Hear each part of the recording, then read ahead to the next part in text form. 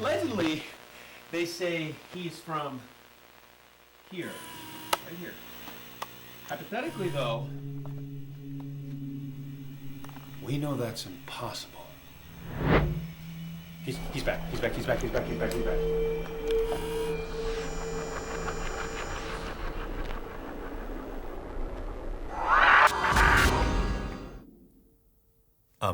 Good evening. As a warning, what you're about to see may disturb you. 6 years ago, officials reported something otherworldly in the suburbs of Paris. A 7-foot anomaly that moved just like a guard, gliding and bending around defenders, unlike any human we had ever seen before. But the shaky footage was shaken off, dismissed as just another hype reel. I'm not gonna go GOAT conversation. Such a great kid, but he's a new school kid. He's too thin. But this being grew and got better. And on October 22nd, 2025, the world witnessed something they had never seen before. A stronger, sharper, somehow taller Wembenyama. Wembenyama, the save! Oh. Working Davis, spinning, taking, hitting! Plus the foul! He made an All-NBA great look like a teenager. But recently, teams started pushing him around more, leaving people wondering, were we fooled by the conspiracies? He's literally just sitting there toying with people. Now he's back in Mars. This is the most unguardable player. We have proof that... Really, man? But come on. Okay. Come on. Okay.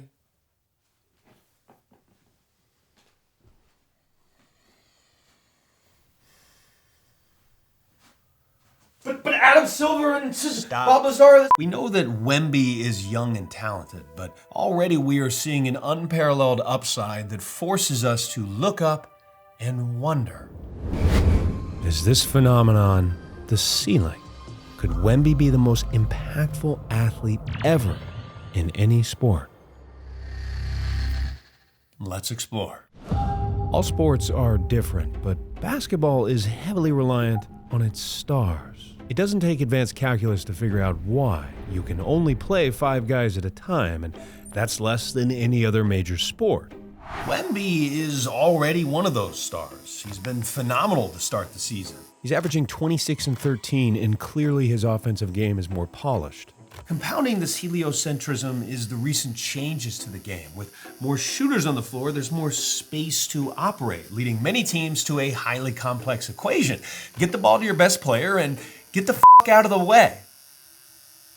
This might sound selfish, but if we look to football, it's no different than letting your quarterback run the offense every play. So maybe it's less selfish and more selfless. But for all the great offensive players that the game has seen, there's typically a thermal exhaust port, an Achilles heel. Defense. Okay, so a large source of my viewing frustration can be tied to the simplicity with which many analysts describe individual defense. As Seth Partnow mentioned, evaluating individual defense is like chasing ghosts. And Daryl Morey, GM of the Sixers, added to this by saying all-in-one defensive metrics that the public domain has, they're mostly junk. The ones that teams have, not much better. They're okay at best. All of this challenge can be summarized by the following. Who gets the credit and who gets the blame? Traditional metrics tell us something. For example, rebounds. Wemby is averaging a ridiculous 13 rebounds a game. Rebounding is obviously important, a physical action praised as an undervalued part of a player's game, but a quick glance at some of the past rebounding giants makes you wonder. Was Kevin Love, a former league-leading rebounder, a great defender? Great passer, good shooter, not a very good defender. How about Jokic this year? He leads the league in rebounds. Is he a good defender?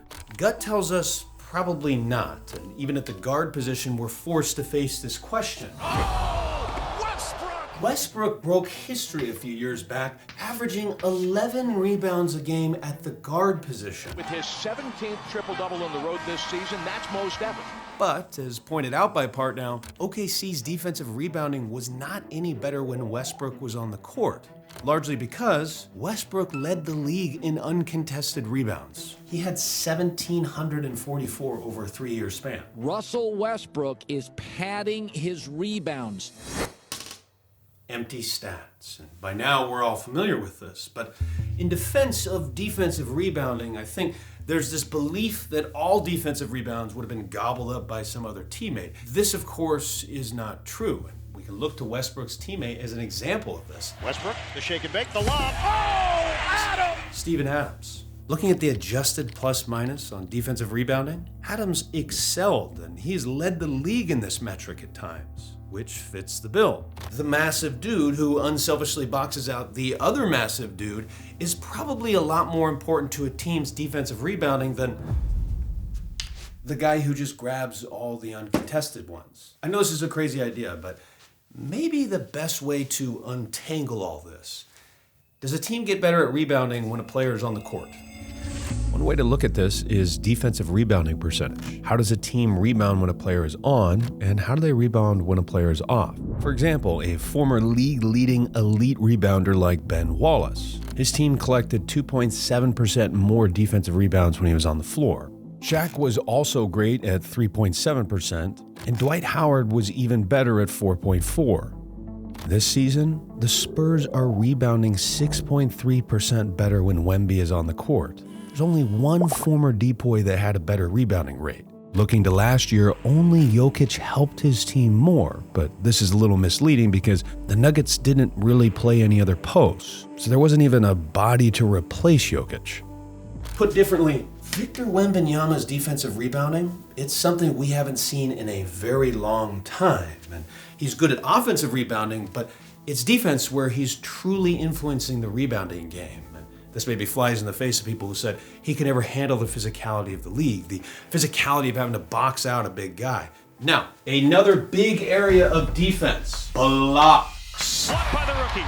Wemby stands out even more here, and as a fan, you don't really exhale when you watch it. You just kind of laugh because it's hilarious. He's averaging nearly 4 blocks a game, which would be about the most we've seen in 40 years. But again, this stat can delude us. You remember Hassan Whiteside, the 2-time blocks leader? Well, he was actually second in rebounds as well. If he was so good defensively, why was he placed on a minimum contract the following year? Why were the Blazers the 4th worst defensive team when Whiteside was there? Again, this stat can mislead us. I played with a guy who led the conference in blocks, but he struggled to stay on the floor because he'd get pushed around a lot. He wouldn't stick to his defensive assignments, and in the end, the coach just didn't really believe that he helped us that much defensively. So how can we tell how much Wemby is helping his team defensively?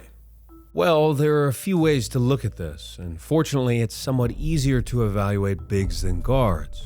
Dwight Howard won 3 straight Defensive Player of the Year awards, and opponents shot 6.2% worse at the rim when Dwight was on the floor. Looking at other depoys, we see Joakim Noah slightly higher, Rudy Gobert at minus 7.6%, Tyson Chandler minus 8.6%, Alonzo Mourning at minus 10.6%, and again, Mutombo at minus 10.7%. So far, Wemby is better than all of them. Opponents are shooting minus 11.1% at the rim when he's on the floor. In today's NBA, the Spurs, of course, are an outlier in this territory. Teams are not getting any easy looks at the rim when Wemby's on the floor. It's almost not fair. Furthering this, let's go back to what makes this part of his game so laughable. Players are legitimately afraid of him. We've all seen these plays, but how does it look from a numbers standpoint? Is it measurably different? Last year, Zubac led the league in this category. Teams shot 5.4% less frequently at the rim when he was on the floor. Makes sense. When a massive guy is there, you're probably less likely to drive it into the rim. Looking back historically at our depoys, we find Mr. Mutombo is yet again an intimidator. Opponents were 10.4% less likely to take a shot at the rim when he was on the floor. Outlier territory. So far this year, opponents are 12.5% less likely to take a shot at the rim when Wemby's on the floor. In other words, he's influencing the game in ways that aren't showing up on the box score, in a generational way. We can also look at this in terms of defensive attempts within 6 feet. Last season, OKC led this category primarily with Holmgren in the middle. This season, teams are only attempting 24.3 field goals within 6 feet against the Spurs. Now let's expand this out a little bit to see if we can summarize Wemby's impact for the Spurs defense. Looking at our historic depoys again, their opponents saw their effective field goal percentage drop significantly when they were on the floor. Noah and Howard moving the needle. Alonzo Mourning led this category at -8%. In other words, when Mourning was on the floor, the opposing offense saw their effective field goal percentage plummet by 8%. When Wemby's on the floor, it's 10.6%. He would be the first double-digit player ever in this category. Again, this is on-off. Opposing offenses shoot 10.6% better. And we can see that when we look at just the Spurs' defensive rating. With Wemby on the floor, the Spurs have been top 3 or 4 pretty much the whole season. When he's off, they drop all the way to second to last. They go from an elite defense to one of the league's worst. All-in-ones are difficult, but this is maybe the best way to visualize how big of a defensive impact he's making. All of this confirms the eye test. Offensively, he is changing games. Defensively, he is winning games. But we aren't exactly done yet. There's one more step I'd like to take, one step further that I haven't seen discussed much. Quick thank you to today's sponsor, Arena Club. So I've always liked sports cards, but I've never done anything digital. So the first question I had, are these real? Or are these just a JPEG or like some token or something? Yes, they are real. You can have them store the cards for you. You can sell them, trade them. You can have them shipped to you. The ease of use is really attractive here in comparison to just having cards everywhere. I'm actually gonna open this as a demo because again, I was curious. I'm sure you're curious. Here's what it looks like. Are you ready to reveal your slabs? We're ready. Cool. Okay, Steph, 9.5. Looks cool. Again, now, I can get this in real life if I want, but they should show me, yep, estimated value. So, estimated value of $220. You can sell it back to Arena Club for $198 right now. I'm gonna hold on to this. That's cool. So if you want to try out Arena Club right now, you can get 20% off your slab pack purchase by heading to arenaclub/McKelvey and using code McKelvey. Again, that's code McKelvey. Link is in the description. Thank you again to Arena Club. A few months back, I took a deep dive into the odds of going pro and the distribution of height. There's a reason why there are so many guards. There's a lot of them. The difference between the best and 15th best guard is noticeable. The difference between the best center and the 15th best center is staggering. This gives a boost to a center, and these positional differences are best understood through a different sport, baseball. If you have a center fielder hitting 300 with 30 bombs, that is more valuable than a first baseman hitting 300 with 30 bombs. Reason being, there are fewer guys athletic enough to hit well and be able to play center field well. So there is a bigger drop-off in offensive talent. The same can be said for a center in basketball. You can find guards who are good offensively and play a role defensively. It is nearly impossible to find a center who can effectively score and space the floor in today's game. In a way, the center is our center fielder.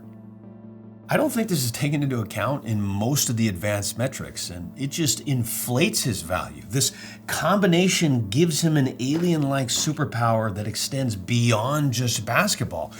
There is no other major sport where a player can impact the game the same way. Ohtani is maybe the closest parallel we have for a defense and offense, but he can only pitch once every 5 days and hit 1 out of every 10 times. Looking at his total WAR, it's about 10 wins above a replacement player in his best seasons. WAR is not a perfect metric, but it gives us a solid frame of reference. Jackpot, Kansas City! Football is the most situational. As I have pointed out in several videos, the game is highly entangled and chaotic, and we struggle to know even who's a good quarterback. However, we tend to agree on who is great. Allen, Mahomes, Jackson, the estimated importance of these players ranges. Those that have attempted seem to arrive at fairly similar conclusions, about 2 to 4 wins in a season. At the low end, a QB can have a bigger impact on a team's season than any baseball player, which I think feels right to most of us. Hockey is also incredibly difficult given its fluidity, but most estimates that I have found seem to hover around 2 to 5 extra wins in a season for an elite player. As a reminder, there are 82 games in a season. As for soccer, in talking with a few folks, there are estimates, but because the game is so fluid, so dynamic, there's little to no confidence. But again, the impact of the best players on a soccer pitch is probably less than the best basketball players because, well, there's 22 players on the field at the same time, and the game is more chaotic than basketball. Estimating Wemby's WAR? That's challenging. Like every sport, all-in-one metrics in basketball are imperfect. But perhaps the best attempt is estimated plus-minus, or EPM. Widely regarded as the best all-in-one metric by many data analysts, EPM attempts to control for the obvious flaws of plus-minus. There is no context. For example, Peyton Pritchard had a higher plus-minus than Steph Curry for a season. He is not a better player than Steph. And EPM showed this, as Steph checked in at 4.5, while Pritchard held a respectable 1.5. As a reminder, plus-minus is a measure that estimates a player's contributions per 100 possessions, so a player with a plus-minus of 0 is just a warm body. The team is not outscoring their opponent while he's on the floor, but they're also not getting outscored. A player with a plus-minus of 5 means the team was 5 points better than their opponents while that player was on the court. Again, no context, and this is why role players that are on good teams often have high plus-minus, such as Pritchard. EPM attempts to control for this, and I think it does a pretty good job. For players 21 and under, here are the top 5 seasons of play since 2002. Luka, Jokic, LeBron, KD, and Anthony Davis. Like many measures, EPM is best measured over long periods of time, as highlighted by Davis here. This would wind up being his best EPM season. Nonetheless, if we're talking about the best overall 21-year-old seasons, it's difficult to say that these 5 don't belong. Wemby, he checks in at 5.5. That'd be the second highest we've seen since 2002. His defense was the best we've ever seen. When we split this into offense and defense, a lot of it passes the gut check. Wemby excelled, the best defensive player we've seen, and Luka was technically a liability to his team on defense. Okay, but let's be clear here real quick. There is still plenty of room for growth, that sounds counterintuitive, in Wemby's game. His offense is not fully polished. There are plenty of offensive players better than him. Jokic is out on the break. Here he comes. He rams it home. Of course, he still needs to get stronger, but I believe his biggest long-term question is his playmaking ability. This was showcased in a game where, finally, someone attacked him defensively. The Suns and the Spurs inside the Mortgage Matchup Center. Here he struggles to see doubles until late, and he fails to feel this defender behind him. Again, here Booker is getting physical with him. We know based on how he's built, that's going to be tough for him, but I am more concerned with the lack of feel on this double team. He sees it late again. Then here again, he fails to feel the defender behind him, drops it low, and gets ripped. Suns surround Wemby with 3 different players. And he just isn't a good enough playmaker right now to elevate his team offensively like the best stars in this league. The best offensive weapons? They don't just attack. They create. It'd be easy to just look at, well, this guy. But I want to expand. If we look at the top 25 offensive players, he is the only one averaging 4 assists. Even Giannis, a man criticized for his tunnel vision, feels out of defense a little better as of now. I see open people. If he is to take that next leap, it'd likely need to be here. Wembenyama on the shovel pass. Castle. Creating just a little bit more for others, feeling the defense just a little bit better. Nice pass. Vassell. To be fair, that is a progression many of the greats have experienced and struggle with early on. Watching Wemby, there are moments where I question what I am seeing. He is a phenomenon, a breach in time and space that bends the brain in a way that no other athlete has. And for those of you that are hushing the hype, Keep in mind, he is only 21. This is basically our first contact. This is far from his final form. Hope you enjoyed this video. Make sure to subscribe if you What do you want from us? Oh my God. Okay. Explain this. Do you see?